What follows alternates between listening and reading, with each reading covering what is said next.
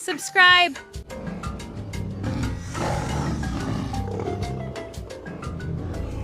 Hello everyone, and welcome to a new video where we continue learning about dinosaurs. Also, today I brought back the Big Book of Dinosaurs, which we can use to discover new information. For example, on these pages tell us about the Iguanodon. It comes with a really cool illustration to give us an idea of what it was like, as well as a bunch of dino facts. For example, the Iguanodon was a type of herbivore that lived in herds. It lived during the Cretaceous period and could reach about 10 meters in length and weigh more than 8 tons. Impressive, right? Well, let's discover all the dinosaurs that are hidden in this box. Let's see. Look, there are a lot of different figures, so let's take them all out to learn their names and some interesting facts about them. Let's see which one comes out first. And look at it, here we have it. This animal was called Dimetrodon, and actually, it wasn't a dinosaur. It's a type of prehistoric animal that lived on planet Earth long before the dinosaurs. More specifically, in the Permian period. As you can see, it was like a giant lizard. It had this large crest of spines that could reach more than 1 meter in length. Impressive! Its jaw was also very powerful.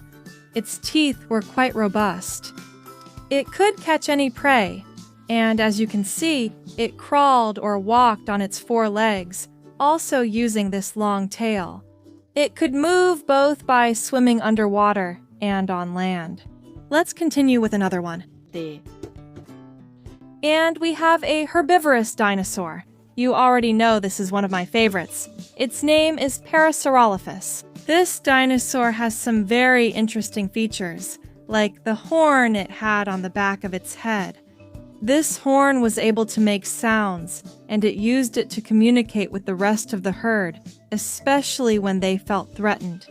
It was also a dinosaur that could walk both on 2 legs, putting all its weight on its hind legs and on all 4s. As you can see, the shape of its toes was very unique, and it could support all its weight on all 4 legs. We'll leave it here and continue with a different one. Look, I hadn't noticed that we also had an egg inside, in green, so we're going to witness the birth of a dinosaur. It's super tiny, but even though it's a small figure, it comes with all the details. Also, as you can see, it has a platform with vegetation details. This is a Velociraptor, a carnivorous dinosaur that could reach about 2 meters in length. So, it wasn't very big. However, it was able to catch large prey since they hunted in groups or packs. Look, up close we can see the details of its jaw and its eyes, and these details on the top. As you can see, the Velociraptor's front legs were quite long, and it used them both to immobilize its prey and to carry its food. Another detail is that on its hind legs it had one of its claws shaped like a hook. This was also to be able to grip its prey well and hunt them easily. Let's continue with a different one. Another dinosaur with a crest of spines. It's called Spinosaurus. The Spinosaurus generally had larger hind legs than front legs. However, as you can see, it could also use all 4 legs to walk. Spinosaurus loved to dive into the water. That's why it was also called the sail-backed dinosaur. Something very characteristic about this dinosaur was the shape of its jaw. As you can see, it was very long and full of sharp teeth. I like this figure because the name appears at the bottom. That way, there's no doubt about what kind of dinosaur it is. It used this crest of spines to regulate its temperature. That is, if, for example, it felt that its body was too cold, it would go out into the sun, and through these spines, it used them like a solar panel and started to absorb all the sun's warmth to heat up its blood. Impressive! Animals are fascinating. Let's continue with another one. Over here we have a gigantic figure. I think it's the biggest figure in the whole box. And it's a Stegosaurus. We know this because of the large row of spikes that covered the top part of its body.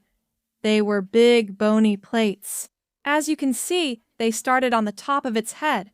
They were very small at first, but they kept getting bigger and bigger, reaching their tallest point right in the middle. These spikes or bony plates were for defending themselves from predators, since, as you can see, their body is very large and sturdy. Therefore, these large plates prevented big carnivores from sinking their teeth in, and in this way, they protected the bulk of its body.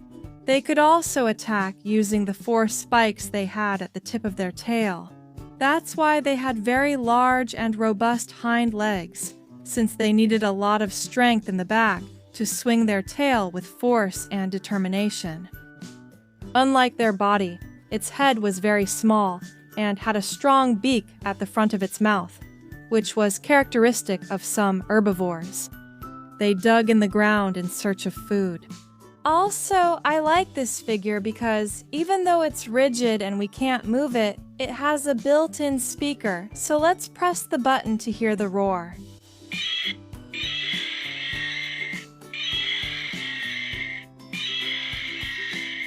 Impressive! I like it a lot. The Stegosaurus lived on planet Earth during the Jurassic period, at least 155 million years ago. We'll leave it up here so we can continue with a different dinosaur. And we have an armored dinosaur with a very different shape from the previous ones. Oops! It looks like it has lost one of its spikes or one of its horns. It might be inside the box. I'll look for it now, since it's a pretty small piece. The Ankylosaurus was an armored dinosaur, and just like the Stegosaurus, it had these strong spikes to prevent predators from sinking their teeth in. Its skin was almost unbreakable. Also, it had another way to defend itself, which was with this big ball or club at the tip of its tail.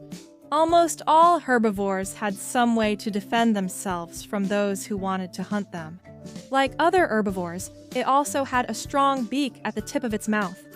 The Ankylosaurus was also called the Cretaceous armadillo and was a quadruped, walking on all 4 legs. Let's see which one is next. Wow, what a surprise! We don't have a dinosaur, but a prehistoric animal called Smilodon, or also saber-toothed cat, because of the large fangs it had in its jaw. These fangs were impossible to hide, even if it closed its mouth, since they were so large. Another detail about the great Smilodon is that it had a thick, bushy fur. This way, it could maintain its body temperature, since it lived in very cold areas of this planet. I love the figure because it's one of the soft ones. Honestly, squishing it is super relaxing, and inside we have air and little cork balls. Another one over here. We only have a few left to discover, but before that, let's open up this other egg. Let's see which dinosaur comes out from inside. And it's a Triceratops. It's also a small figure, like the one we saw earlier. It also comes with this small platform, where we can see some vegetation. The Triceratops had a crown-shaped skull and had 3 horns on the front. The 2 upper horns could reach more than 1 meter in length, and were obviously used for defense. They would charge fiercely at their predators. It could reach about 8 meters in length, and they lived in groups, or herds. Therefore, if a super predator came, they could all defend themselves together with their large heads, which also had small spikes all over the outer part. And we have one last dinosaur left to learn about. It's another Velociraptor, but this time the figure is gigantic, and we can see all the details. Its lower jaw isn't well articulated, so take a look at these sharp teeth. Velociraptors are usually depicted with this scaly skin, although according to the latest research, in reality, the Velociraptor was a feathered dinosaur, with feathers especially on its tail. The tail played a crucial role for this dinosaur, as it used it to change direction while running. As I mentioned earlier with the small figure, It was very fast and agile. It had very long front legs, and its hind legs were super powerful as well. Look, in the dinosaur book we have an illustration of how we now think Velociraptor looked. Notice how it has a bunch of feathers on the back of its legs and especially on its tail. But as you know, in drawings, movies, and figures, it's usually shown without feathers. It says that it weighed between 5 and 20 kilos and could be around 2 meters long. It lived during the Cretaceous period, from 100 to 70 million years ago. We can also see the fossil remains of its claws in this photograph. And now, we've finished today's video. Here we have all the dinosaurs we've learned about. If you liked this video, you can help me by giving me a super like, a thumbs up, and I invite you to subscribe to the channel so you don't miss any videos. And now, it's time to say goodbye. See you in the next video with more amazing dinosaurs. Bye. Pause.